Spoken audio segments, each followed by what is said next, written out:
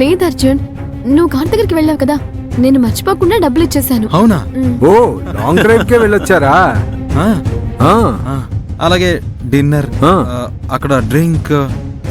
మీరు ఎప్పుడైనా సోల్కడి గురించి ఎక్కడైనా విన్నారా? ఆ, లేదు బాబు. ఏంటి సొల్కడినా? ఆ. ఇదేంటి అర్జున్, ఏదో కొత్త పేర్లా ఉంది. నేనెప్పుడు ఇలాంటి పేరే వినలేదే. ఏమండి? ఆ, అత్త, అదొక డ్రింక్. కొబ్బరి పాలు కోకం అనే పండు రసంలో కల్పిస్తారు. ఆ డ్రింక్ ఉంటుంది చూడండి, అరే సూపర్. ఏంటి సత్య? ఓ ఇంకా నాలుక మీదే ఉంది, ఆ పులుపు రుచి ఇంకా పోలేదు. అయ్యో, చాలా సంతోషం అమ్మా. ఇద్దరు కలిసి చాలా బాగా ఎంజాయ్ చేసి వచ్చినట్టున్నారు. ఆ, చూసావా, నిన్నే పెళ్ళైన జంటల ఎంత ఉత్సాహంగా ఉన్నారో. చూడు చాముండేశ్వరి, నా కొడుకు బాధపడుతున్నాడని ఏదేదో అన్నావు కదా, ఇప్పుడు చూడు దిష్టి తగిలేలా ఉంది. దిష్టి తీసేయాలి. చాలా జాలీగా గడిచింది నాన్న. ఏంటి సత్య?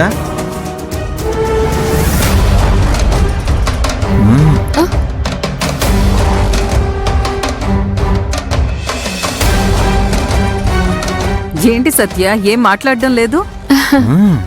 నిజంగానే చెప్తున్నాను అర్జున్, ఈ రోజు నా జీవితంలో మర్చిపోలేకుండా చేశా.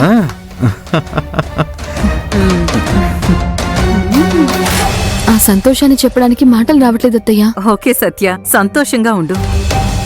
సరే రండి, అందరం కలిసి భోజనం చేద్దాం. అయ్యో, తిండా వద్దు. నాకు అస్సలు ఇప్పుడు భోజనమే వద్దు. అసలు నాకు ఆకలిగానే లేదు. నాకు ఒక వేడి వేడి కాఫీ ఇస్తే చాలు. సత్య, కాఫీ పట్టుకుని పైకి రా, నేను వెళ్ళి రెస్ట్ తీసుకుంటాను. So sweet. వెళ్ళమ్మా, నువ్వు కాఫీ చేసి తీసుకువెళ్ళు. నువ్వు కూడా రెస్ట్ తీసుకో.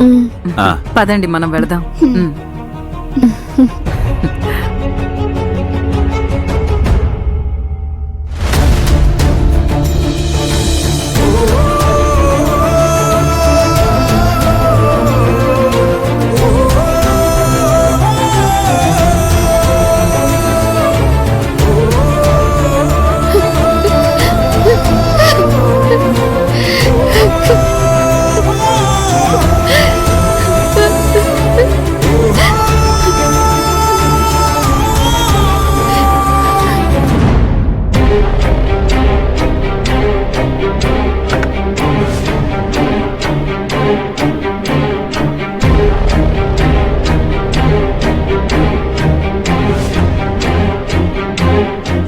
నువ్వు తన మంచి కోసమే చేస్తున్నావు, కానీ దేవికి అది అర్థం కావడం లేదు సత్య.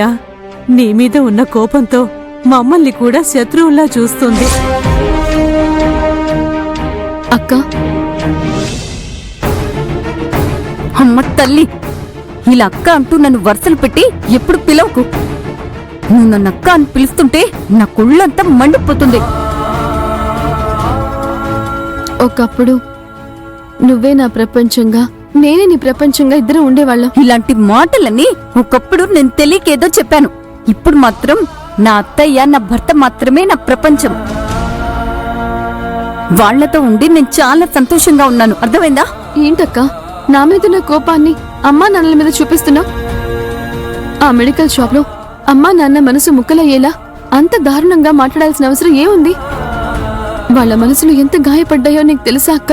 నేను ఆయన కూతురే కాదని ఆ రోజు మిస్టర్ వరద సార్ చెప్పినప్పుడు నా మనసు ఎంత అల్లాడిపోయిందో నీకు తెలుసా? లేదా ఆయనకేమైనా తెలుసా? అయినా ఇప్పుడు మీరు ముగ్గురు బాగా కలిసిపోయారు కదా, నన్ను మాత్రం ఒంటరిదాన్ని చేసేశారు. గొంగలి పురుగు సీతకుక్కు చిలుకలా మారుతుంది, కానీ మీరు మాట్లాడిన మాటల వల్ల, చేసే పనుల వల్ల సీతకోకు చిలుకలా ఉన్న నేను మళ్ళీ ఇలా తిరిగి ఇదిగో గొంగలి పురుగులా మారాను. అయిపోయిందేదో ఇక అయిపోయింది. ఇక నుంచి మీరు నాతో ఎంత మాట్లాడాలనుకున్నా మీరు మాత్రం నాకు అవసరమే లేదు. అక్క, నేను చెప్పేది ఒక్కసారి వినక్క. చూడు, నువ్విక్కడుండి ఇలా మాట్లాడి నా కోపం తెప్పించుకు. నేను వెళ్తున్నాను. అక్క, అవును, మా ఆయన దగ్గర మీ నాన్న మెడికల్ షాప్ లో మిస్టర్ వరద సార్ 1000 రూపాయలు తీసుకున్నారు కదా, అవి నీకిచ్చి పంపమన్నానే, నీకిచ్చారా? ఏంటలా చూస్తున్నావు? అది మా ఆయన డబ్బు. ఆ డబ్బులు నాకు తిరిగి కావాల్సిందే. ఉదయానికల్లా మర్చిపోకుండా ఇచ్చే. నాన్న చేసిన అప్పుని కూతురు తీర్చడంలో తప్పేం లేదు కదా.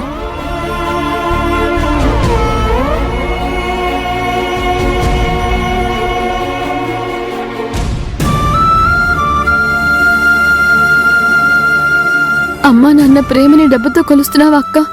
నువ్వు చాలా తప్పు చేస్తున్నావు. చాముండేశ్వరి డబ్బు ఆస్తి మాత్రమే ముఖ్యమని నిన్ను బయటికి గెంటేసిన రోజు నీకు ఆ బాధ తెలుస్తుందక్క. అంతవరకు కూడా నేనేం చెప్పినా నీకేమీ అర్థం కాదక్క. నీకు నిజాలు తెలిసే రోజు తొందరలోనే వస్తుందక్క.